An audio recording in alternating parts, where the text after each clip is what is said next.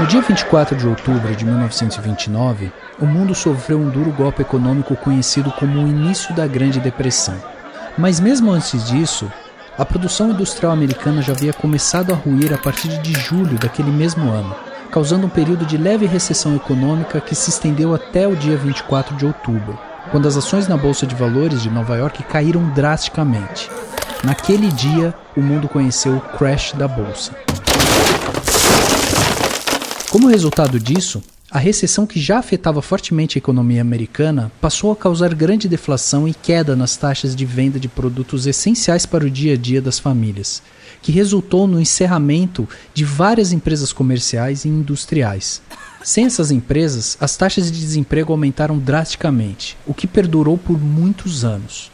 Somente em 1933, ou seja, 4 anos depois, que, ainda que lentamente, a economia americana começou sua gradual recuperação. Mas o estrago de 4 anos de recessão não seria recuperado tão rapidamente. E como sempre acontece em todas as crises, os últimos a se recuperarem são sempre os pobres.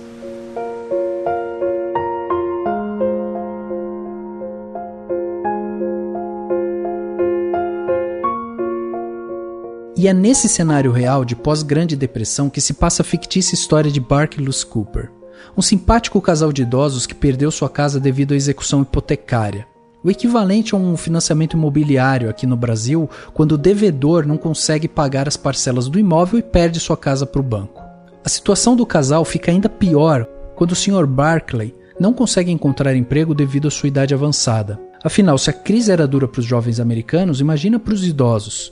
Era desesperador. You see, the house isn't ours anymore. The bank is taking it over. The only thing I can suggest is that you come to live with one of us until we can get ourselves straightened out. Well, that's awfully nice of you, George, but your father and I thought that, well, no matter what happened, that we'd always be... Oh, never mind. Diante dessas dificuldades de uma idade avançada e com uma crise de proporções globais, Bark e Lucy convocam 4 dos seus 5 filhos para expor a situação bastante delicada que eles estavam passando.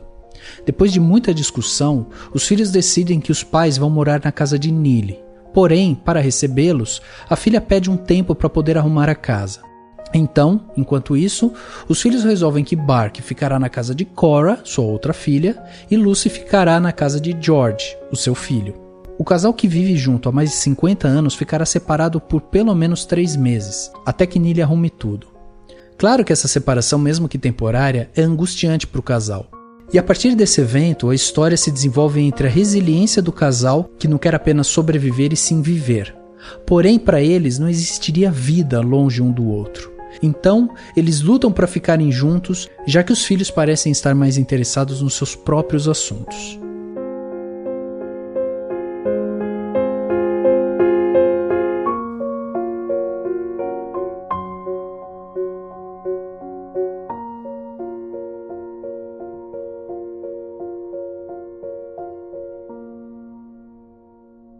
Mas calma lá, se você leu o título desse episódio, sabe que o filme que vamos tratar nesse primeiro episódio do Quadro Reverso é o japonês Era Uma Vez em Tóquio.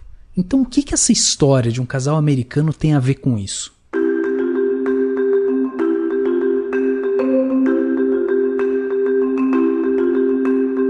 Bom, primeiro permita que eu me apresente. Eu sou Rafael Arinelli e você está ouvindo o Quadro Reverso. Esse é um episódio piloto de um projeto que busca mergulhar e entender os contextos históricos das mais importantes obras do cinema mundial.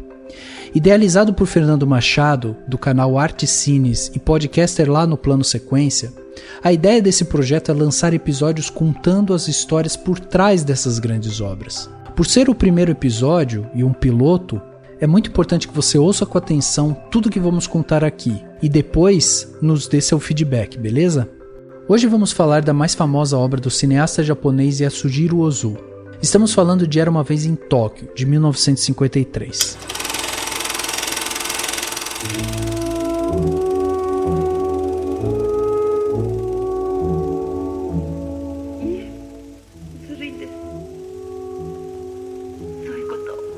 には申し上げられなかったんです。あるよ、ありますとも。あんたならきっとあります。だったらお姉さんでもあるじゃありませんか。自分勝手なんよ。Mas para falarmos desse filme, precisamos dar alguns passos para trás. Vamos para 1937, quando o cineasta americano Leo McCarey lançou A Cruz dos Anos, que é o filme que conta a história desse casal de idosos que comentamos no início do episódio. Veja, a recepção do público e da crítica A Cruz dos Anos não foi das mais empolgantes não. O filme foi apontado por muitos como sendo triste demais, excessivamente melancólico, uma sensação de miséria e desumanidade e assim por diante. Talvez o espírito do tempo, ainda abatido por conta da Grande Depressão de anos atrás, tenha endurecido os corações de algumas pessoas. Leo McCarey ficou tão magoado com a fria recepção do seu filme que 2 anos depois, quando ele recebeu o Oscar de melhor diretor por Cupido é Moleque Teimoso, ele disse que a academia estava dando prêmio para o filme errado, referindo-se, claro, à Cruz dos Anos. E não é que o filme Cupido Moleque Teimoso não fosse um filme merecedor de Oscar, mas a Cruz dos Anos tem aquele elemento de resgate do amor, do companheirismo, da empatia. É um filme doce e acalentador, capaz de fazer o espectador sorrir com lágrima nos olhos a cada 10 minutos. É daqueles filmes que te fazem olhar para o seu companheiro ou para a companheira, ou para os seus pais com afeto, sabe? Com vontade de abraçar e beijar quem amamos. Aliás, no próprio filme uma personagem faz esse movimento de olhar para sua mãe apenas para demonstrar carinho por ela. Mas ainda bem que havia alguns corações moles naquela época, que enxergaram a beleza e a delicadeza dessa obra tão preciosa. Uma delas foi Orson Welles, que disse que o filme faria até mesmo uma pedra chorar. Outro grande entusiasta de A Cruz dos Anos foi o Robert Ebert, que foi crítico de cinema e é considerado um dos melhores na sua área. Ele incluiu o filme na sua lista de grandes filmes de todos os tempos. Ouça só o que ele disse sobre o filme. A Cruz dos Anos é um filme americano quase esquecido, feito na depressão. É fácil imaginá-lo sendo sentimentalizado por um executivo do estúdio, tornando-se mais otimista para o público. Mas isso não é McCarey. O que acontece é maravilhoso e muito triste.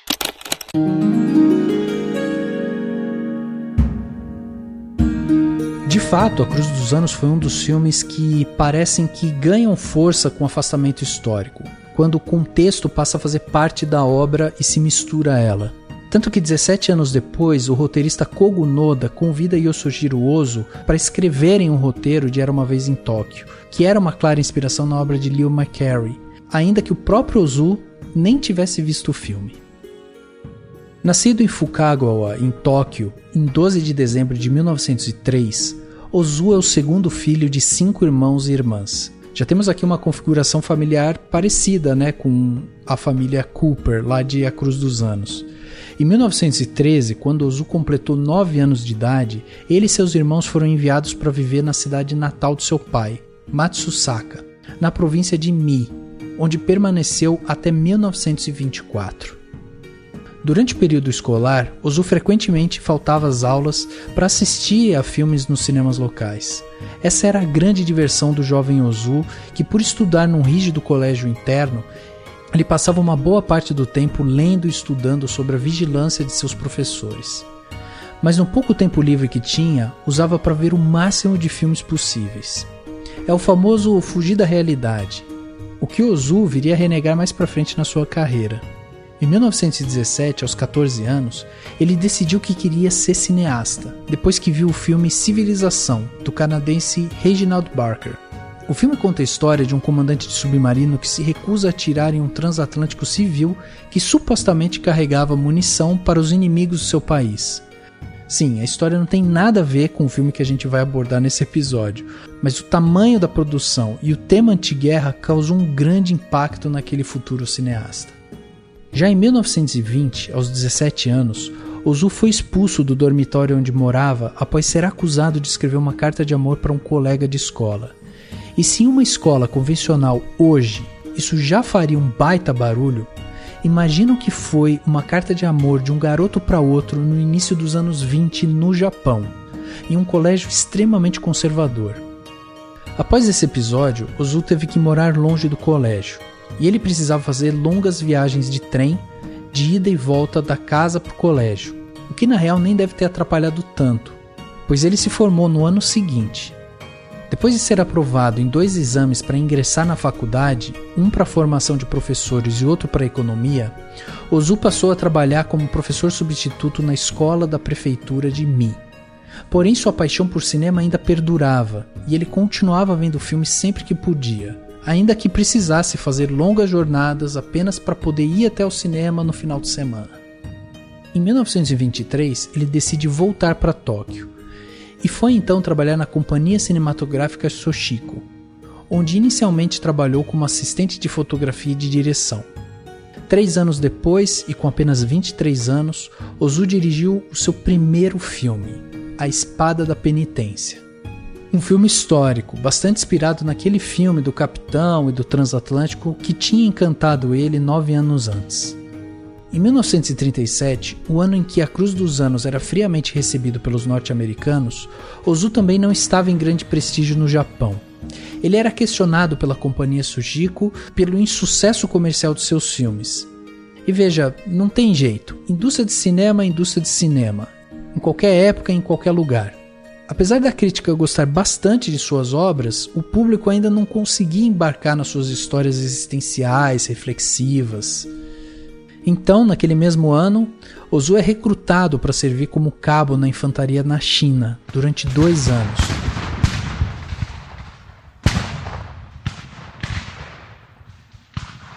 Essa experiência militar o levou a escrever um extenso diário onde se inspirou mais tarde para escrever alguns argumentos de futuros filmes. Aliás, Ozu é um mestre em se valer de suas vivências com insumos para seus filmes. Esse período marcou a primeira grande mudança na carreira de Ozu. O primeiro filme realizado por Ozu, ao regressar dessa experiência militar, foi Os Irmãos e Irmãs Toda. Sim, o título é meio confuso mesmo, mas o filme foi um tremendo sucesso de bilheteria e de crítica, algo até então inédito em sua carreira. Porém, a alegria de Ozu durou pouco, porque em 1943 ele foi de novo alistado, agora para realizar um filme de propaganda de guerra na Birmânia. Porém, no meio do caminho, ele foi enviado a Singapura para fazer um documentário sobre Chandra Bose, um nacionalista indiano cujo patriotismo o tornou um herói na Índia. Por quase 2 anos, Ozu passava o tempo todo lendo, jogando tênis e assistindo a filmes americanos fornecidos pelo Corpo de Informação do Exército. Dá para imaginar que talvez não fossem os mais inspiradores filmes americanos que Ozu gostaria de ver. Foi um período de pouca ou nenhuma inspiração para Ozu, o que fez com que no final da Segunda Guerra Mundial, em agosto de 1945, ele, num acesso de ira e frustração, destruísse o roteiro de todas as filmagens de filmes que estava produzindo. Naturalmente, ele foi detido e passou a trabalhar por um tempo em uma plantação de borracha em Singapura. Nesse período, sem conseguir ir ao cinema, Ozu passou a refletir sobre a vida, sobre a arte, sobre o tempo, materiais essenciais para os filmes que viria a realizar. Ozu voltou ao Japão em fevereiro de 1946 e voltou a morar com sua mãe, que estava hospedada com sua irmã em Noda, na província de Chiba. Essa aproximação da família foi fundamental para o processo de escrita e produção do filme tema desse episódio. Isso porque, a partir do seu retorno, Ozu passa pela segunda grande virada de sua carreira. Seus filmes passaram a receber elogios tanto da crítica quanto do público, o que alça a carreira de Ozu, transformando-o em um dos mais influentes cineastas de sua geração, sendo inclusive chamado de o mais japonês dos realizadores de cinema. Foi uma combinação de fatores. Com a frustração da guerra, Ozu refletiu muito sobre a vida. E ao voltar para o Japão e se reaproximar da sua família, isso reacendeu sua paixão pelo cinema, o que fez com que os filmes naturalmente voltassem à pauta no seu dia a dia. Para entrar um pouco mais a fundo nesse cinema do Ozu, eu perguntei para o Pedro Tobias, lá do Plano Sequência, que é um grande entusiasta do cinema do Ozu e estudioso da área, o que ele entende dessa declaração de o mais japonês dos cineastas. E o que o Ozu representa para o cinema japonês? Ozu foi um cineasta que, de uma forma geral, sempre se manteve fiel ao seu próprio modus operandi. Isso a gente pode observar não apenas na rigidez dos seus planos e enquadramentos e no uso constante de efeitos de luz e sombra em espaços geometricamente retilíneos. Durante toda a carreira, com exceção lá do seu primeiro filme de 1927, ele trabalhou seus temas dentro do Gendai Geki, que é uma espécie de drama contemporâneo, para a gente pôr em poucas palavras. Profundamente afetado pelo seu tempo de serviço militar, o Ozu trabalha em suas obras as transformações e inquietudes da família japonesa. Uma outra característica é a manutenção quase imutável de uma mesma equipe em seus filmes, que é capitaneado pela presença constante do ator Shizu Ryu. Eu acho que talvez a mais significativa das características do cineasta seja a de aproximar seu espectador de seus personagens, não abandonando de todos os aspectos do cinema clássico, mas trazendo o eixo ao nível do tatame comumente presente nas casas que ele por tantas vezes filmou. Outra marca registrada de Ozu são os pillow shots, termo cunhado pelo crítico Noel Birch no livro To the Distant Observer, Form and Meaning in Japanese Cinema. Os pillow shots são planos que se apresentam geralmente entre as cenas e que mostram nada mais que o cotidiano, navios na enseada, trilhos de trem, construções, etc. A particularidade é que eles suspendem o fluxo diegético, que a gente não pode ver apenas como uma marca do diretor, mas como um traço cultural complexo da contradição com o cinema hollywoodiano sobretudo.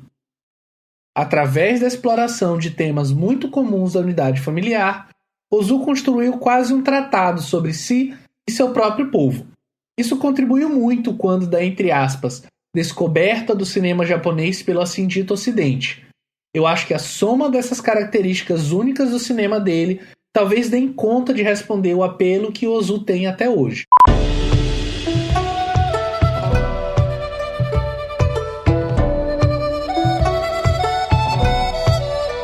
Depois de lançar vários filmes de sucesso como Pai e Filha, de 1949, As Irmãs Munikata, de 1950, Também Fomos Felizes, de 1951, e O Sabor do Chá Verde sobre o Arroz, de 1952, que aliás tem um título excelente, Ozu e seu longevo colaborador Kodo Noda se instalaram em uma espécie de pousada conhecida como Ryokan, na cidade litorânea de Shigasaki, para escrever o roteiro do seu próximo filme.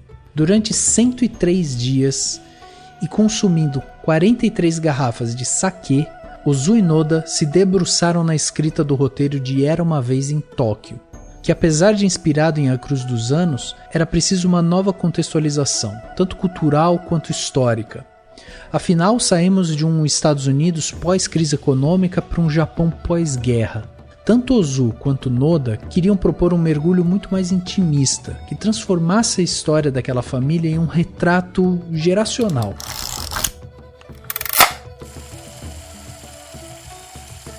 As filmagens começaram em julho de 1953, em 4 cidades japonesas: Tóquio, que dá título ao filme, Onomichi, Atami e Osaka. Durante mais de um mês, a equipe de Ozu procurou locações ideais que trouxessem as contradições entre um Japão capitalista cada vez mais sob a influência estrangeira e as tradições milenares, presentes não apenas nos costumes da população, mas também na arquitetura dos espaços. 90% do filme se passa em um ambiente interno, filmado no estúdio Soshiko Funa, em Kamakura. Mesmo assim, Ozu queria ter algumas tomadas externas, demarcando não apenas o tempo, mas também o espaço onde a história se passava.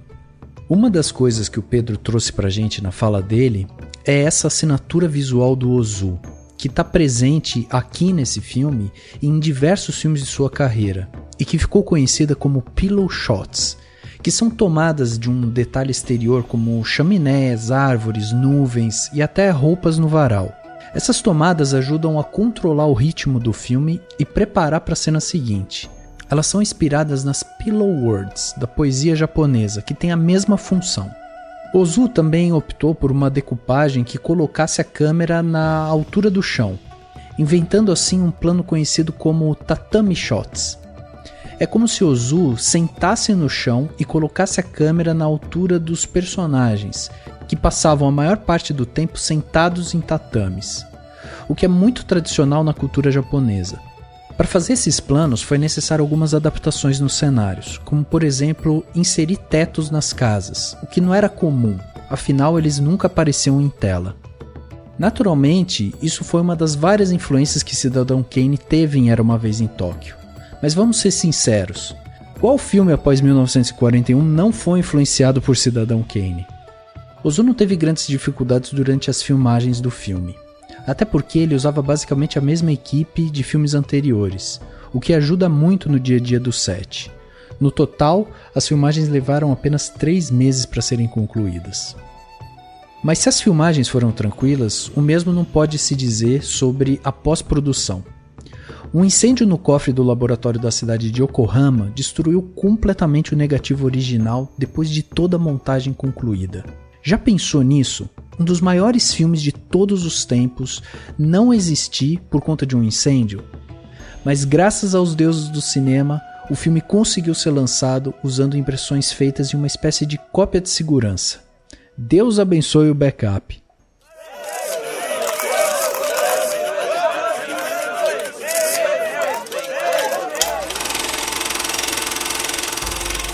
Utilizando o lindo pôster de divulgação pintado pelo próprio Ozu, em 3 de novembro de 1953, Era Uma Vez em Tóquio estreou no Japão, contando a história do casal Tsukichi e Tomi Hirayama, 2 idosos que moram na cidade litorânea de Omishi, com a filha mais nova. Eles decidem viajar de trem para Tóquio a fim de passar um tempo com os 3 filhos já crescidos.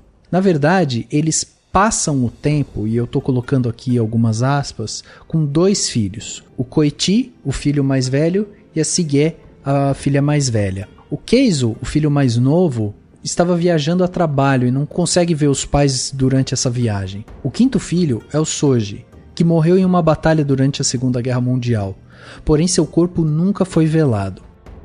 O filme já abre explorando a rotina tranquila daquela cidade, mostrando que apesar do progresso representado pelo trem local que liga Omishi a Tóquio, as tradições milenares continuam presentes na arquitetura local e na rotina dos moradores, que acabam se cumprimentando uns aos outros pela janela, algo quase impossível de acontecer em grandes metrópoles. Uma curiosidade é que no filme o casal menciona o fato do percurso entre Tóquio e Omishi durar 4 horas e meia, e mesmo hoje, quase 70 anos depois, o tempo de percurso continua o mesmo, o que diz muito como aquela cidade acaba lidando com o tempo. Aliás, o tempo é algo fundamental em Era Uma Vez em Tóquio.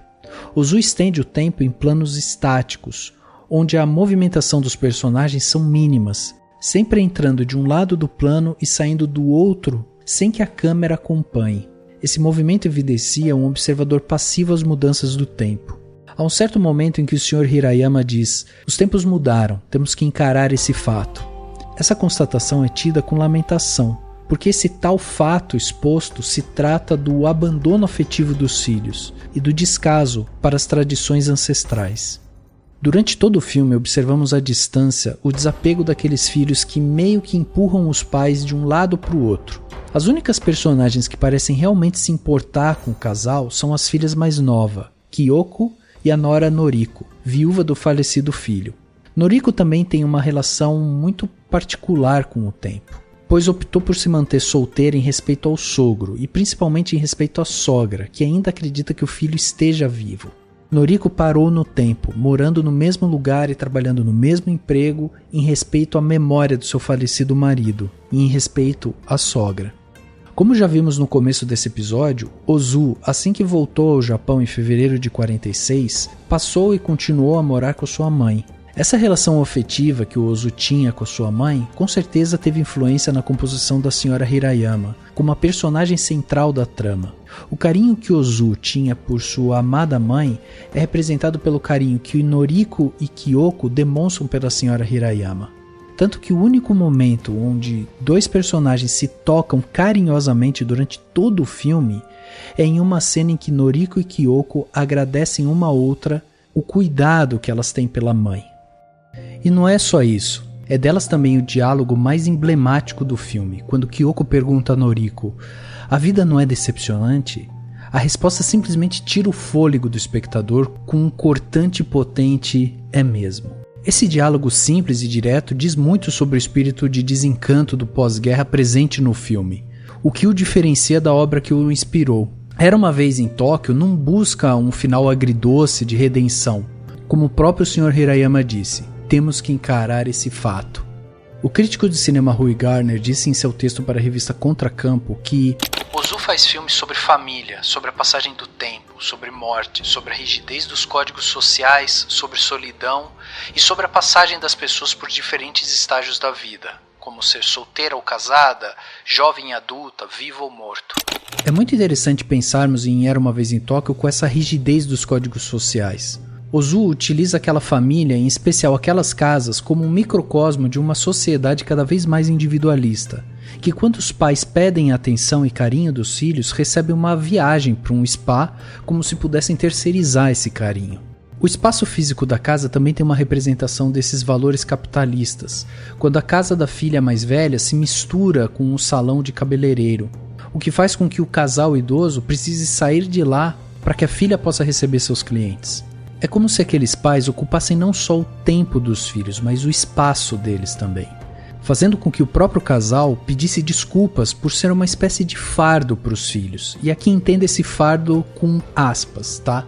Ouvir isso daquele casal é de partir o coração. Todos esses elementos compõem o tal fato que o Sr. Hirayama disse que temos que encarar.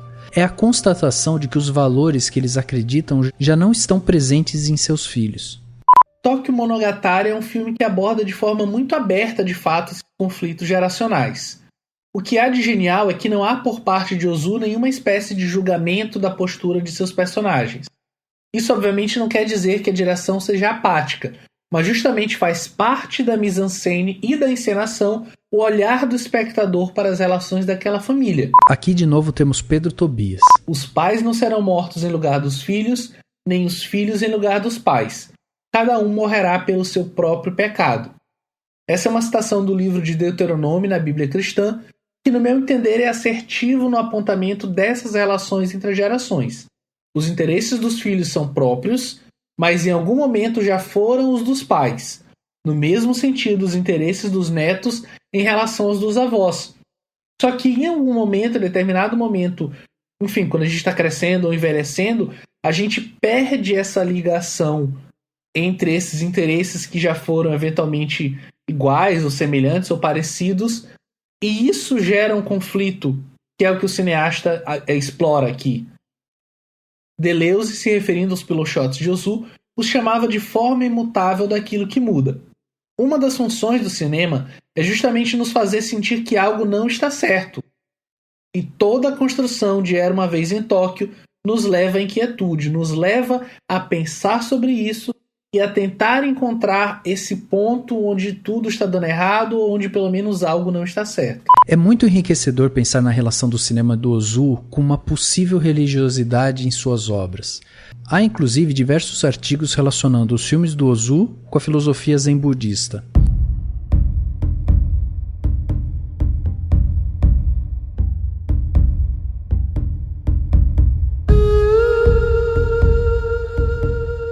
Bom, mas diferente do que aconteceu com a Cruz dos Anos, Era uma Vez em Tóquio teve uma boa recepção do público e da crítica. Porém, seu sucesso inicial se deu apenas no Japão. Alguns distribuidores alegavam que os filmes de Ozu seriam incompreendidos fora do Japão, o que é um tremendo absurdo, afinal estamos falando de uma temática universal. Mas vai entender cabeça de distribuidor, né? A primeira exibição na Europa, por exemplo, só ocorreu 4 anos depois, em 1957, em Londres. E apenas em 1972, ou seja, quase 2 décadas depois, o filme foi exibido nos Estados Unidos, onde o sucesso foi absoluto, mesmo a gente sabendo que estadunidense odeia ler legenda. Novamente, o crítico Rui Garner disse que Yasuhiro Ozu é um historiador sutil, e que filmando a transformação do tempo e disposição utilitária, ele faz uma fina análise da reconstrução japonesa do pós-guerra nos moldes capitalistas. Outro que também falou sobre o filme foi o crítico, escritor e pesquisador David Bordwell. em um artigo para o relançamento do Blu-ray promovido pela Criterion, disse que Era uma Vez em Tóquio é na verdade uma introdução generosa ao seu mundo distinto. Contém em miniatura muito das qualidades que encantam seus admiradores e levam o público às lágrimas. Já a crítica da Laila Martin, Era uma Vez em Tóquio proporciona ao espectador o questionamento de possibilidades de ação e retratação ao longo do tempo, pela incansável serialização de emoções humanas contrastantes diante de um mundo terrificamente administrado. E isso hoje em dia não deixa de ser mais radical do que intrincadas elucubrações conceituais ou poéticas que eliminam do mapa as pessoas e suas histórias. Falou bonito, hein?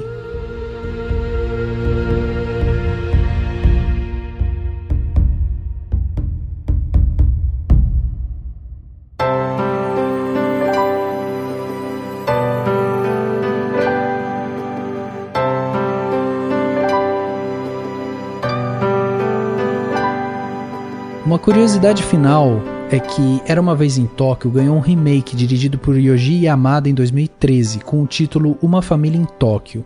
Parece piada, mas esse realmente é o título do filme no Brasil, Uma Família em Tóquio. Esse filme não teve a recepção muito calorosa no Japão, nem fora dele, apesar de ter sido exibido em alguns festivais, inclusive na Mostra de São Paulo em 2013. Mas ele tá lá, foi feito. Agora, a obra do Ozu e a forma como ele filmava está registrado em Era uma Vez em Tóquio. Inclusive, em 2003, o cineasta iraniano Abbas Kiarostami filma o documentário Five Dedicated to Ozu, que consiste em 5 longos planos sem diálogo ambientados à beira-mar. As sequências foram inspiradas justamente no Pillow Shots de Ozu, e ele faz alguns planos interessantes, numa espécie de homenagem ao diretor. Esses planos são, primeiro, um pedaço de madeira flutuante à beira-mar, transportado pelas ondas.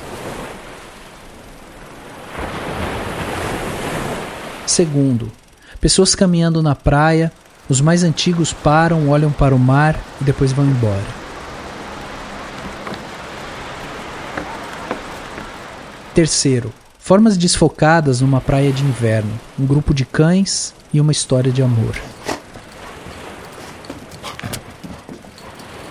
Em quarto, um grupo de patos barulhentos cruza a imagem em uma direção e depois na outra.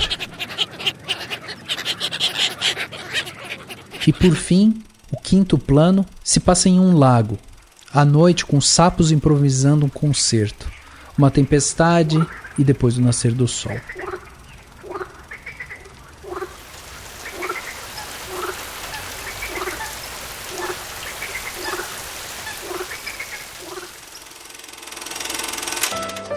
Eram esses detalhes que tornavam o filme de Ozu obras-primas. Filmes que eram dedicados e pensados em cada detalhe.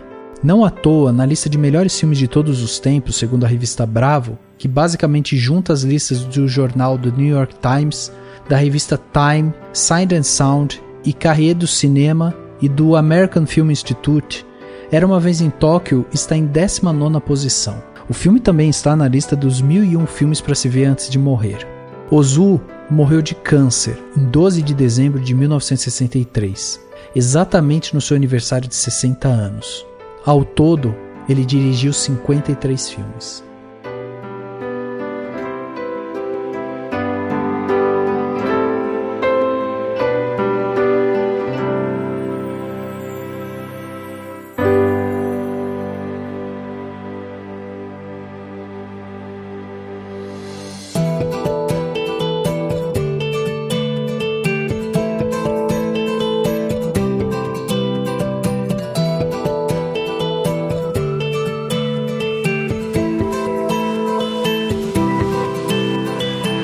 Nosso primeiro episódio, piloto, do Quadro Reverso termina por aqui. Esperamos que tenham gostado dessa estreia e que continue conosco nessa jornada pelos grandes filmes da história do cinema. Como já explicamos aqui, esse é um episódio piloto, e a ideia é tentar entender se vocês que estão ouvindo gostam desse tipo de formato, um formato um pouco mais roteirizado. A ideia é essa, é debatermos os filmes para além do que a gente vê em tela. O Quadro Reverso tem um roteiro de Fernando Machado, a narração e edição é minha, de Rafael Arinelli, e a produção é do Cinemação e do Arte Cines. E você pode acompanhar mais episódios sobre cinema, tanto aqui no podcast do Cinemação, no feed que você ouve esse episódio, como também a gente convida você a ouvir os episódios do Plano Sequência, que o Fernando faz parte. Para esse episódio contamos com a participação do Pedro Tobias, do Plano Sequência. E é isso, ficamos por aqui. Até a próxima.